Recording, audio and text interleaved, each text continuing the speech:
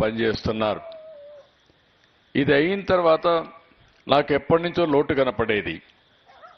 Organic certification, natural farming certification. ఈ certification లేకపోతే ఈరోజు చాలా మంది వచ్చేస్తున్నారు.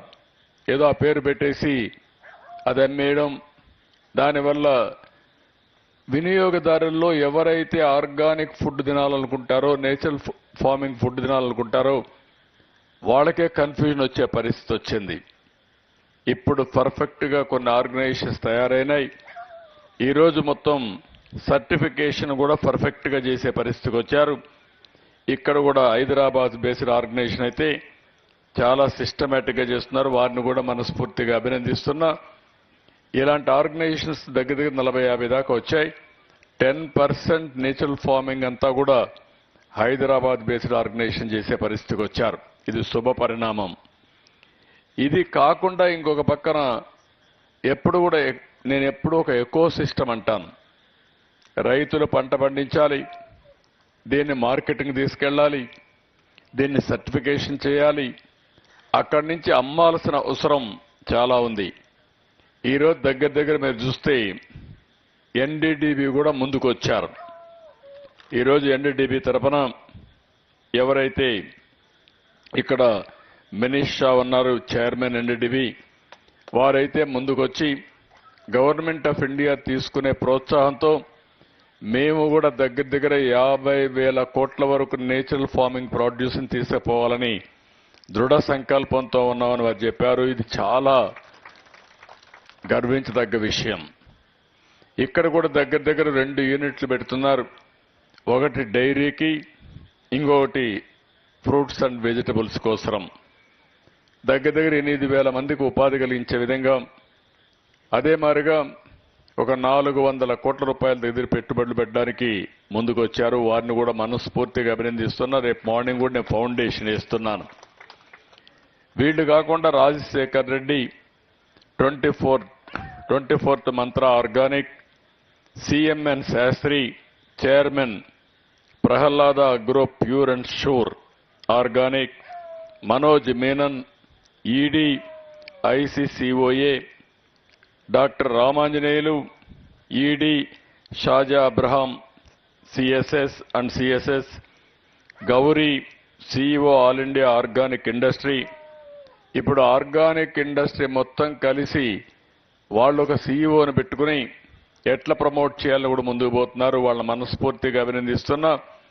ఒక పక్క పంట పండించడం ఎంత ముఖ్యమో దీన్ని మార్కెట్కి తీసుకుపోవడం కూడా, సిస్టమ్స్ కూడా అంత ముఖ్యం. అలాంటి ఆర్గనైజేషన్కి వారు ముందుకు వచ్చారు. ఇప్పుడే పురుషోత్తం ఫ్రమ్ ఐటీసీ కూడా వచ్చారు. నేను అగ్రో బిజినెస్లో ఉండే ప్రతి ఒక్కరిని ఒకటే విజ్ఞప్తి చేస్తున్నా. మీరు ఆర్గానిక్ అనేది లేకపోతే నేచురల్ ఫార్మింగ్ మీద మ్యాక్సిమం ఫోకస్ పెట్టాల్సిన అవసరం ఉంది. నేను కుప్పాన్ని ఒక మోడల్ కింద తయారు చేయాలని ఇప్పుడే మిత్రుడు మాట్లాడినప్పుడు అన్నాడు. 5 ఏళ్ళు కూడా అవసరం లేదు సార్, మీరు అనుకుంటే 2 సంవత్సరాలు చేయొచ్చని.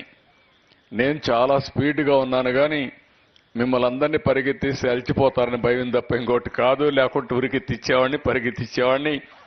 తప్పకుండా 5 సంవత్సరాల్లో కుప్పంలో వీలైనంత వరకు 100% ఆర్గానిక్ నేచురల్ ఫార్మింగ్ పోవడానికి మేము సిద్ధంగా ఉన్నామని చెప్పి కూడా నేను మీకు తెలియజేస్తున్నా. ఇప్పుడు నేను చెప్పిన వ్యక్తులందరూ కూడా ఆర్గనైజేషన్స్ మీరంతా ఇక్కడ మీ ఆర్గనైజేషన్ సెటప్ చేసుకోవాల్సిన అవసరం ఉంది. Backward forward integration, pre harvesting, post harvesting, ఈ 2 మీరు వర్కౌట్ చేసుకుని దీన్ని లాజికల్గా మనం తీసుకుపోగలిగితే మనం అనుకున్న ఫలితాలు వస్తాయి.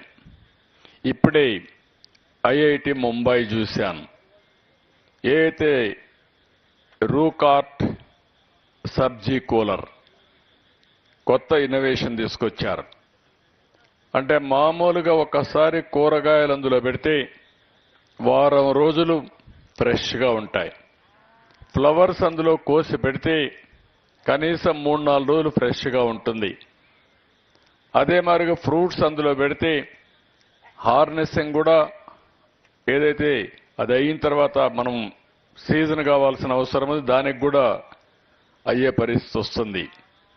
అంటే ఇలాంటి టెక్నాలజీస్ చాలా వచ్చినప్పుడు నేను ఒకటే అన్న, ప్రూఫ్ ఆఫ్ కాన్సెప్ట్కి మా రాజశేఖర్ గారు సెక్రటరీ గారితో ఇప్పుడే మాట్లాడి వీలైనంత వరకు మినిమం ఒక 50-100 ఆర్డర్ చేయండి, రేపు ఒక వారం లోపల ఇక్కడ పెట్టించండి, ఎట్లా పనిచేస్తాయో చూసిన తర్వాత రైతులకు పెద్ద ఎత్తున ఇవి కూడా సప్లై చేస్తే నేచురల్ ఫార్మింగ్ రైతులందరూ దీన్ని వాడితే ఇంకా ఆదాయాన్ని పెంచుకునే పరిస్థితి వస్తుంది, ఫ్రెష్నెస్ వస్తుంది. అది కూడా చేయమన్నాం. ఇంకొక పక్కన వీటికన్నిటికీ లాజిస్టిక్స్ కూడా వర్కౌట్ చేయాలి. ప్రొడక్షన్ రైతు సాధికార సంస్థ చేస్తే లాజిస్టిక్స్ అన్ని కూడా ఏదైతే మార్కెట్ ఉంది మార్కెట్ను కూడా ఇన్వాల్వ్ చేయమన్నాను. అది కూడా ఇన్వాల్వ్ చేసి మార్కెట్ ఈ కార్యక్రమాన్ని పెద్ద ఎత్తున తీసుకుపోతే ఉపయోగపడుతుంది. ఈ రోజు నేను చేసిన కార్యక్రమాలు మీరు చూస్తే ఉదయం నుంచి 3వ కార్యక్రమం.